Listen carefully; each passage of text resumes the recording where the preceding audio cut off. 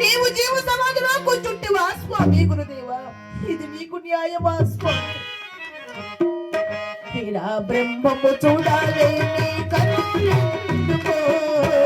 గురు పూజ చేయాలి నీ బ్రతుకు. ఇలా బ్రహ్మము చూడాలి నీ కన్నులెందుకో? గురు పూజ చేయాలి నీ బ్రతుకు.